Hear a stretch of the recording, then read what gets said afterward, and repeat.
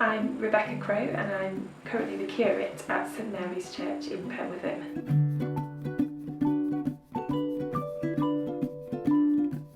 I believe, firstly, God's called me to love Him, and out of that love He's called me and is continuing to call me to encourage the church and help people to explore fresh and new ways of expressing their faith, particularly people in the church who are used to doing things in the same way, so that church can be accessible for those people who don't have any faith.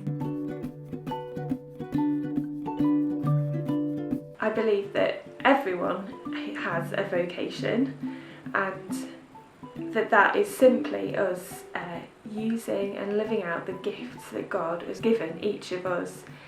It's simply us using the gifts to encourage other people and to encourage and build up His church. And so someone who is a doctor or a supermarket worker is equally called and has a vocation as much as someone like me who's wearing some uniform. My experience of being called by God is probably hearing God's still small voice. For me, things tend to be quite gradual and over time, so God's gentle nudging is what's really been important to me, as well as experience and trying things out, not being afraid to fail, but just giving things a go.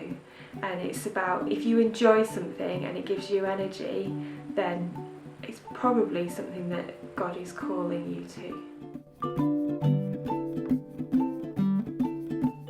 My vocation journey, there are a number of people who have been important youth leaders, vicars, other people who work in and around the church. They've been an important influence, and a big influence has also been experimenting and just trying things out. So for me, my first experience of perhaps that I might have a vocation was involvement in a youth congregation, where that was my first experience of any kind of leadership, although very, very simple.